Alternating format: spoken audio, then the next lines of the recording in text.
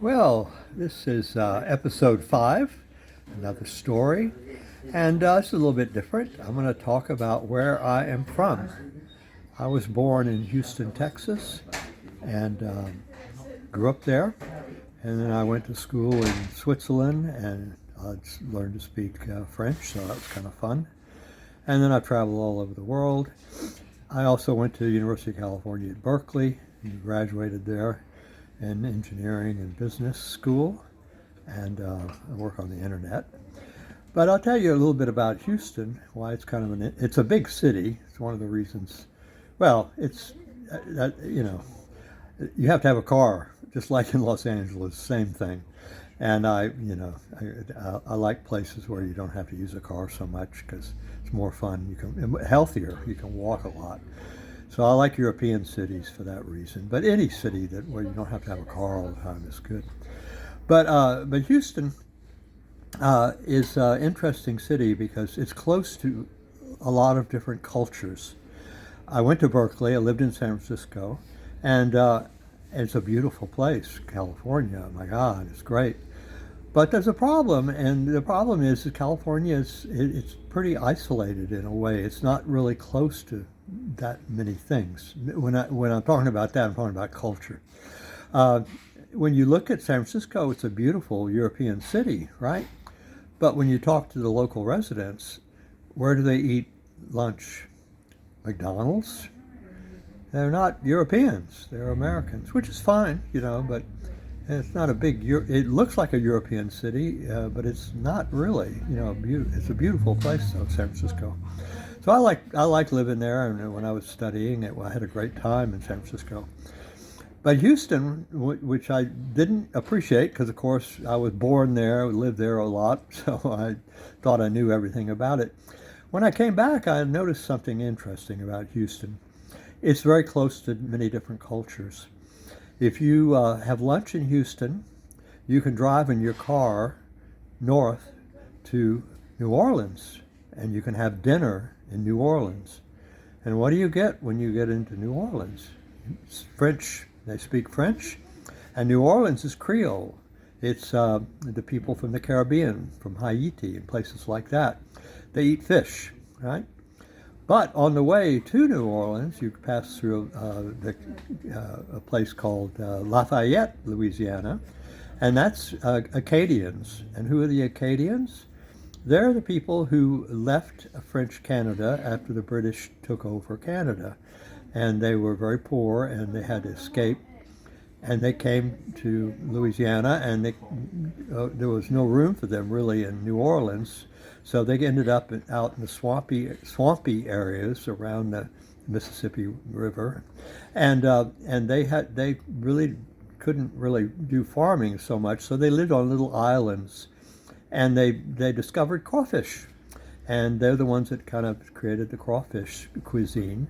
And also they're very poor; they couldn't afford sausage much, so they created a new sausage, and it's called boudin, Boudin, and it's rice filled sausage, and then they fill it with pig's blood.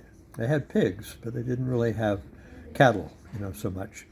So so they created all these new dishes, the Cajuns. It's Cajun is what they call themselves, the Cajuns.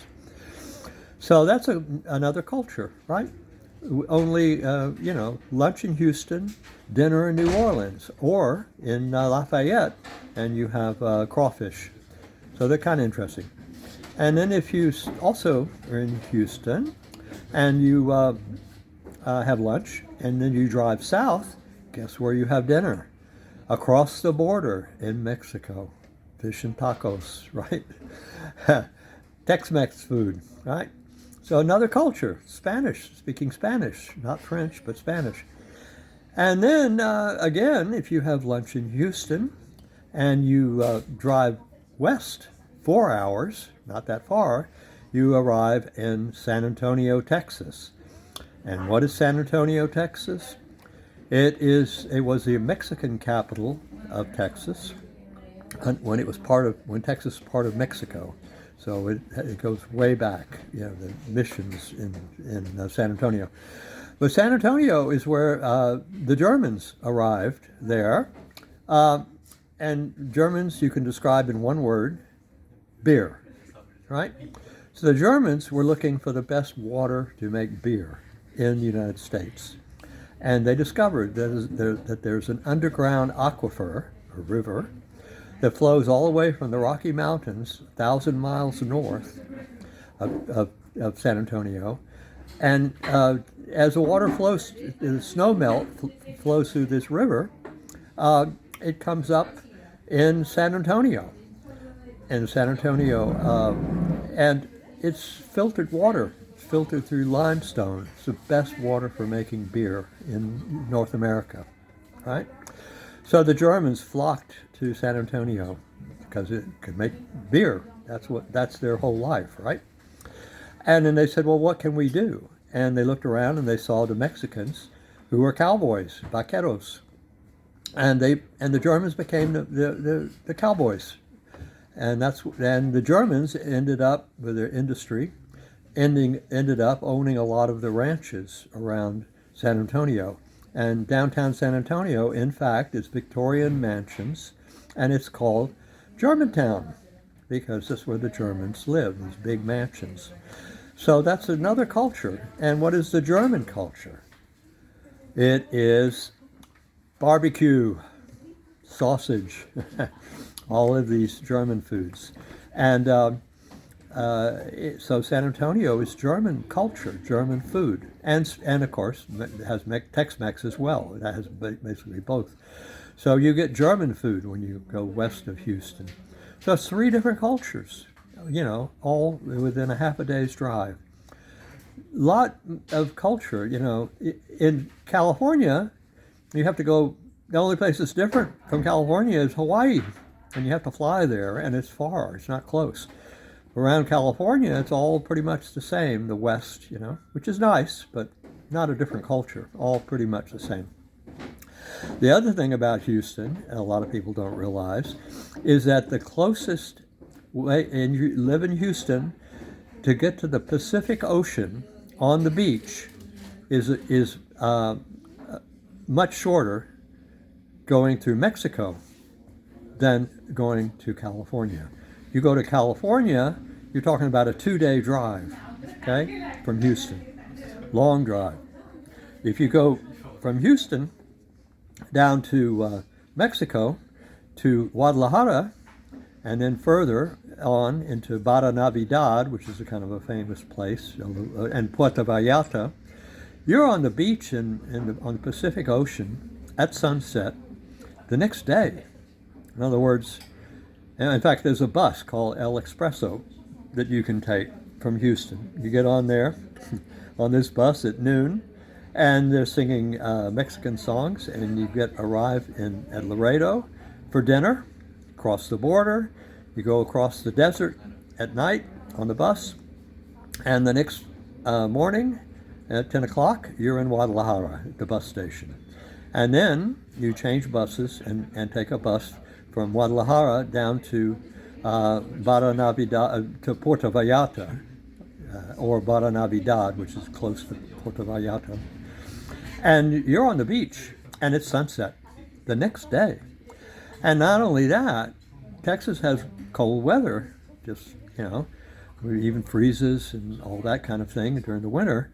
But if you take this trip down to Guadalajara and the beach, it's warm. You can, bring your bathing suit. So I learned this about Houston. It's a great place to live if you want to experience different cultures. Yeah, and the other thing that I found out was because of the oil industry, Houston is actually a very good place to make a living. Texas has no state taxes because the oil business pays for the taxes. And and it's also a right-to-work state, so you don't have to worry about unions so much if you have a company. And I have friends from Europe, and when I was in school in Switzerland, and they all wanted to go to New York, right? and they sent me emails after a while, and they said, I'm so upset. And I said, what's wrong? They said, oh, I'm in Houston. I wanted to go to New York. And I said, okay, well, c'est la vie. And then they email me a little bit later, and they go, Derek, there's nobody in New York. Everybody's here in Houston. And I go, well, yeah, you can make more money. And Houston's a very good place to live. New York's a little complicated, And so they began to love Houston. And so all my friends from European high school, they ended up in Texas. And guess who else is in Texas? Elon Musk. Why do you think he's there? Same reason. It's a great place to run a business. He has the Tesla auto factory in Austin, and he has SpaceX down in Brownsville, Texas, which is southern Texas. And Elon, he loves Texas. And so Houston, I began to really appreciate after going to school in California. And I love California. I mean, it's a beautiful place, But what I've learned is culture is what makes life interesting. It's not so much the geographic location, although it is beautiful in California. And San Francisco's a good example. I had a friend who was a computer programmer. I worked in Silicon Valley. He called me one night and he said, I'm a millionaire. And I said, great, congratulations. He's from San Francisco. He says, we're going to have a big party tonight. And I said, okay, great. Where are we going? What restaurant? French restaurant, I suppose, something like that. And he said, French restaurant? What are you talking about? I said, well, I mean, you're a millionaire now, right? He said, well, we're going to have the big party where we always go. And I said, where's that? He said, at McDonald's. And then I realized this guy, he's a great computer programmer. He's now a millionaire. But, he's got a lot to learn about the world, So that's really San Francisco. Good and bad. But I had a great time at Berkeley. I did. I loved going up in the hills, and it's beautiful. You see the city, the Golden Gate, all that. I loved all that. But it is not European. It's kind of surprising. And of course now, well, I don't even want to talk about that. So this is story episode number 5. And as you can see, I've got it. Oh, somebody bought me a coffee. Hey. How about that?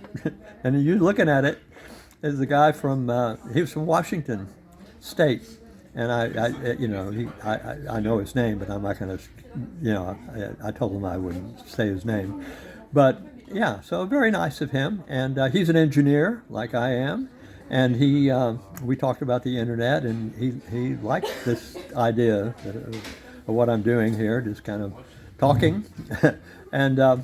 So he bought me a coffee, so that was very nice of him. So buy me a coffee, guys. Hey, hello, it would be nice. What I like is just to have this channel supported, really. It's not so much about the coffee, just what this is always going to be free, doesn't cost anything, you don't have to do anything, but I would appreciate it if you're a friend of mine, buy me a coffee, support this channel, and I'll keep going, and this is kind of fun. I enjoy this. I'm doing this really for myself because I love telling these stories because it's fun. So I'm still at the same coffee shop today, and I'll have some more stories later. All right, talk to you soon then. Oh, I did want to say one thing. I have a podcast now. I just loaded up, and it's got all these stories on it. And so if you go to YouTube and you look on YouTube and you look at the top, there's a menu now, and they have a podcast up there, and you can click on that, and you can see this as this is a podcast, is what this has become. Okay, great. So talk to you soon. This is episode number 5, and I'm just going to have fun, keep going. Okay, bye.